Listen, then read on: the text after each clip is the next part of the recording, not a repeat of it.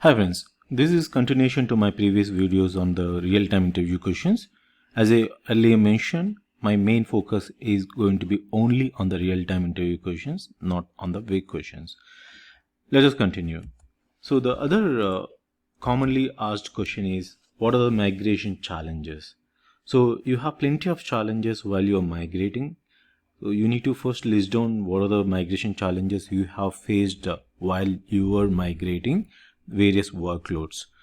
Probably data movement to cloud when you have heavy loads of data. This is one of the challenge I faced. For example, if you have terabytes of data and you want to move to the cloud, it's not that easy job. So you can connect through express route or point to on site to site. There are different ways. Even in case if you have too much data, then you have something called Azure Data Box. Similarly, AWS also provides the option.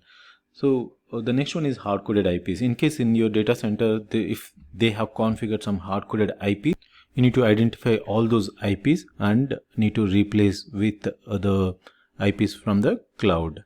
This is one of the hard job while you are moving your data center. Similar EC2 instances or hardware configurations are unavailable. In case if you are looking for some kind of VMware versions, or you are looking for some kind of operating system, if they are not available, again you need to do some different job on those. OS incompatibility is as I mentioned, like if you are looking for some Linux flavor which is not available on the cloud, or Windows flavor which is not available on the cloud, then you need to migrate or you need to make necessary changes for those. Skill shortage. In case if you don't have enough skill in your team, then that is another challenge. Estimating migration cost. Bringing exact cost is always a tough job. That's why estimating the migration cost is also a challenging job. But at least you have to have 20% of the contingency so that you will not have any surprises when you will see the invoice from the cloud provider. Legacy application migration is definitely a big challenge because the applications might have been developed 20 years ago or 15 years ago by using the legacy softwares. Then if you need to migrate those onto the cloud, then it will be a very tough job. Probably retire is a best option, but in case if the customer is still wants to move to the cloud, then you have to find different ways of doing it. So these are the major challenges, but in case if you have other challenges, please write those in comments so that I can address in my other videos. The next one is, do you know cloud native principles? So especially for the architects, solution architect or enterprise architects, this question will be asked, not for the developer. So yeah, better be aware of what are the principles for the cloud native. So one is design for automation. Principle one is design for automation. When you design for the automation, then automatically the less manual work will be involved and the productivity will be really good. So there are plenty of options available on the cloud. Again, infrastructure automation, as I mentioned, infrastructure as a code, you can do it so that you can spin up the machines by executing the script. The number of EC2 or VM machines can be spinned up whenever you want by just running the script. CI/CD, there are plenty of options available on the clouds. Every cloud has their own CI/CD related tools. Better figure out what are the tools available, adapt that. Scale up and scale down. So this also should be auto scale up and auto scale down. Whenever there is more load and more traffic, then you need to spin up more missions. That is by using the auto scaling options. You also need to monitor when the traffic is down. Then you need to scale down those missions so that you can save the cost. Monitoring and automation recovery. So you should always enable your monitoring and automation recovery. Every cloud provider has their own features to enable the monitoring and also the automation recovery. Whenever the VM instances or EC2 instances are down, you should be able to automatically recover by monitoring those missions. So you don't need to again spin up one more mission, which is going to add up the cost. Instead, you can just simply auto recover that same mission.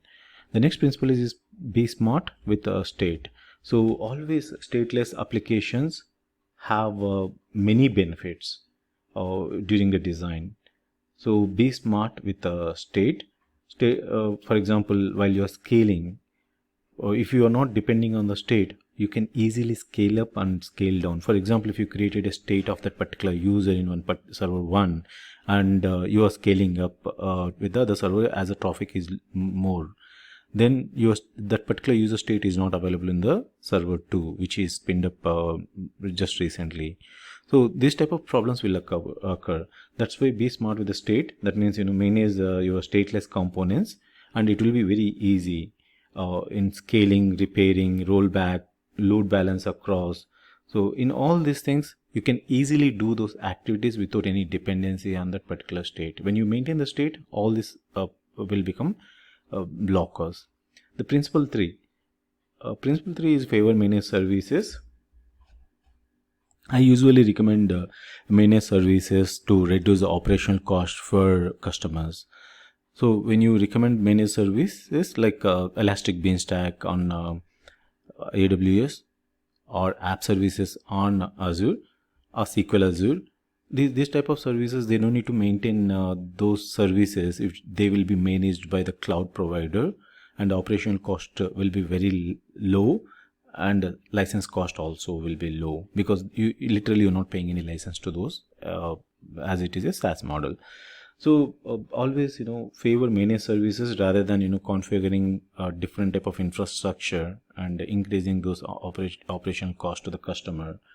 While you are recommending managed services, keep two things in mind: managed open source or open source compatible services, managed services with high operational savings.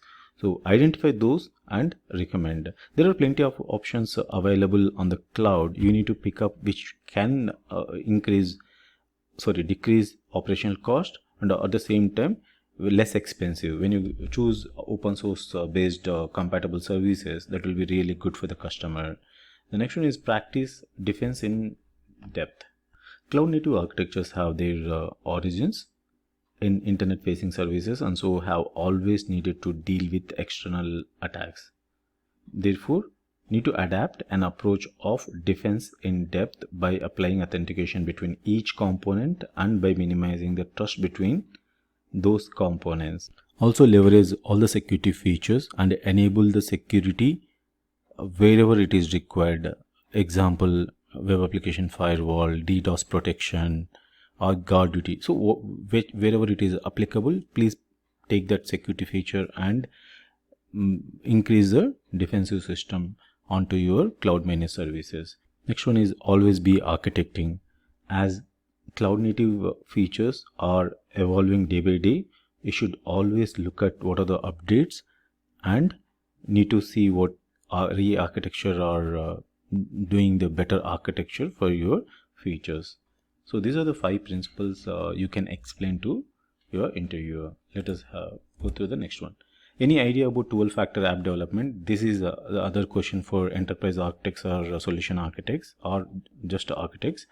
Developers need not to worry about this. So 12-factor app is not a new term. It was already there in the microservices implementations and the various application development. So this same can be applied to the cloud application development. So these are the 12 factors: code-based dependencies, configuration, backing services, build, release, run, processes, port binding, concurrency, disposability, environment parity, logs, admin process. I will make one more video especially for these 12-factor apps because it takes plenty of time. Let us move to the next question. Any idea about cloud design patterns? There are plenty of patterns available for cloud. Availability, data management, design and implementation. These are the various categories. Again, each category has its own pattern. Health endpoint model. This implement functional checks in an application that external tools can access through exposed endpoints at regular intervals. So basically, as name says, that there's a endpoint monitoring. You need to have a functional checks in an application that external tools can access through exposed endpoints at regular intervals. Similarly, queue-based load leveling. So you can use a queue that acts as a buffer between a task and a service that it invokes to smooth intermittent heavy loads. The next one is throttling. control the consumption of resources by an instance of an application, an individual tenant, or an entire service. What if 150 requests are coming from a particular source? Then you need to block it rather than responding to that particular request, because that could be a threat to your servers. Every second if they are sending 150 requests, then it is going to be a threat. You need to block it. So that's where throttling pattern will help you to address such kind of issues. So the next one is data management. Under the data management, again, as I mentioned, there are plenty of patterns, but I listed down only 3 here.